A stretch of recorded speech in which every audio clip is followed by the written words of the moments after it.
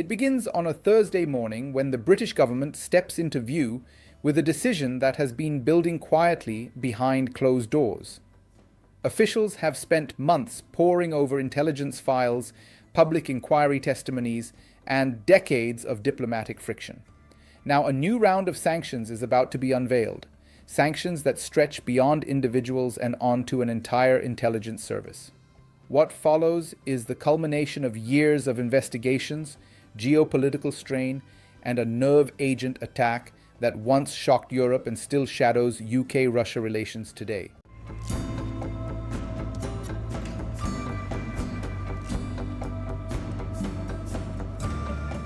The UK government announces a sweeping package of sanctions against Russia, revealing that the entire main directorate of the General Staff, commonly known as the GRU, has been added to Britain's sanctions list. The timing is deliberate. Hours earlier, the results of a UK public inquiry into the 2018 Novichok poisoning incident had been formally released.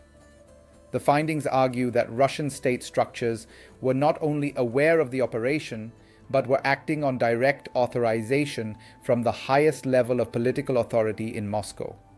Officials explain that the new penalties extend not merely to units within the GRU, but to the organization. This move is significant.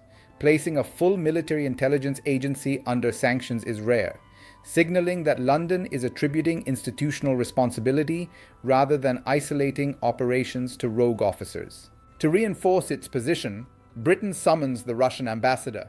Diplomats request a formal response from Moscow regarding the inquiry's conclusions and what British intelligence characterizes as an ongoing pattern of hostile activities targeting the United Kingdom. This encompasses cyber intrusions, information operations, and alleged interference attempts that UK agencies have catalogued over several years.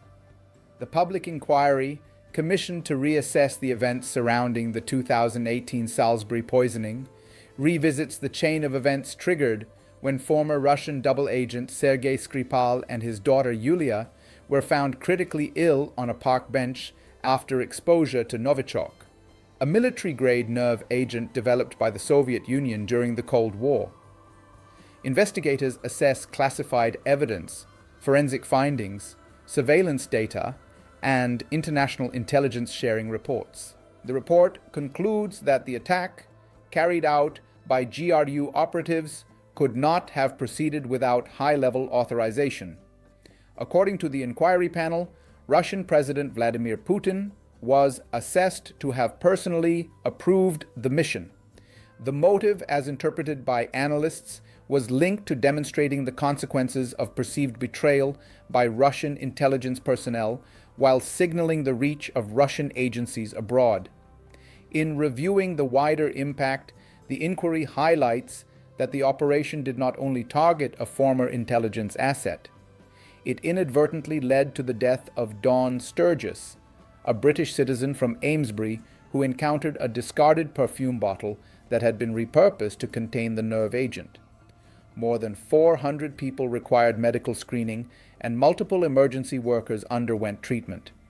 The event triggered one of the largest chemical weapons investigations in UK history, involving more than 250 counterterrorism officers.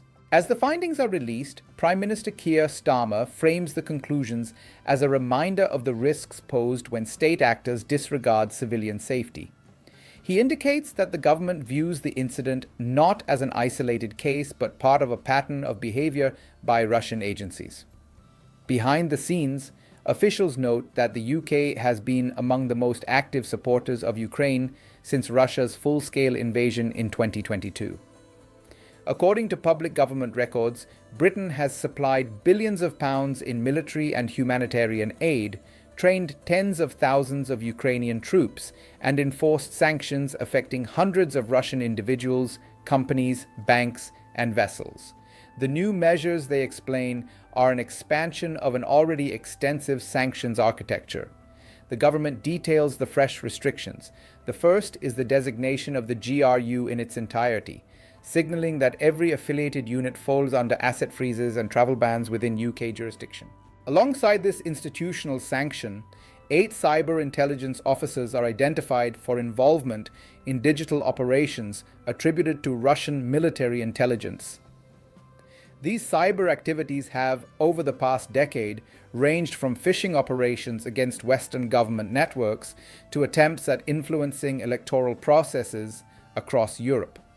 UK intelligence agencies note that cyber units linked to the GRU have previously been associated with disruptive malware campaigns such as NotPetya, which caused billions in global damages in 2017. Additionally, 3 other GRU officers are sanctioned individually for orchestrating operations across European territory. British authorities assert that these activities included planning attacks on Ukrainian commercial sites, such as supermarkets, actions interpreted by analysts as attempts to destabilize civil infrastructure in regions aligned with Western support for Kyiv. This section of the sanctions package aligns the UK with other NATO allies that have similarly expanded measures against Russian military and cyber personnel. Since 2022, the European Union and the United States have introduced parallel sanctions targeting Russian intelligence units, defense industries, and financial institutions closely tied to the Kremlin's military structures. Shortly after the British announcement, Russian state media releases statements from the Foreign Ministry. The ministry's spokesperson asserts that Russia considers the new sanctions illegitimate, arguing that they were imposed outside the framework of the UN Security Council, which Moscow maintains is the only legitimate authority for such actions. In the spokesperson's phrasing, Russia suggests that the UK's rationale for the measures is based on what it describes as unsubstantiated accusations. Russian officials insist that Moscow reserves the right to introduce retaliatory measures. Analysts monitoring diplomatic patterns between the two countries note that previous rounds of sanctions have often been followed by symmetric responses, such as travel bans on UK officials, restrictions on British organizations operating in Russia, or additional regulatory hurdles for Western media outlets. Moscow maintains its long-standing position of denying involvement in the Salisbury attack. Since 2018, Russian representatives have repeatedly argued that the evidence presented by the UK was insufficient, despite corroboration from the Organization for the Prohibition of Chemical Weapons, which confirmed that a Novichok-type nerve agent had been used. The sanctions arrive at a time when relations between the two countries are at one of their lowest points in modern history. Security assessments published by the UK's intelligence community since 2020 have consistently categorized Russia among the primary state actors conducting hostile activities toward British interests. These include operations in cyberspace, espionage efforts targeting research institutions, and attempts to influence British political processes. A broader geopolitical backdrop underscores these tensions. Russia's invasion of Ukraine in February 2022 triggered the most extensive Western sanctions campaign in decades, targeting Russia's financial sector, aviation industry, energy exports, and technology supply chains.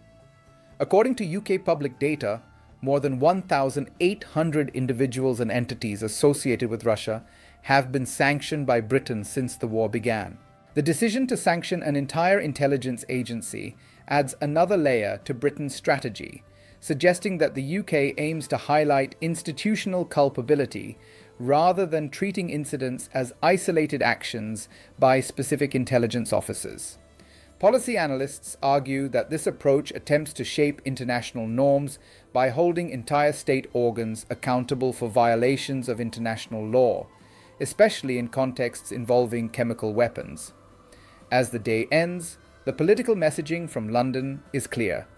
The UK considers the findings of the public inquiry not merely historical, but directly relevant to its contemporary security posture. Officials describe a future in which Britain will continue monitoring Russian activities, coordinate with allies, and expand its sanctions framework as necessary. In Moscow, the tone is equally resolute. Officials indicate that Russia intends to counter any measures it deems unfounded, continuing a cycle of diplomatic pressure and counter-pressure that has become characteristic of UK-Russia relations in the past decade. The story, shaped by intelligence disputes, diplomatic tension, and the human cost of chemical exposure, remains open-ended. The inquiry's conclusions, the sweeping sanctions, and the diplomatic fallout together form another chapter in an ongoing geopolitical confrontation, one whose implications continue to ripple across Europe.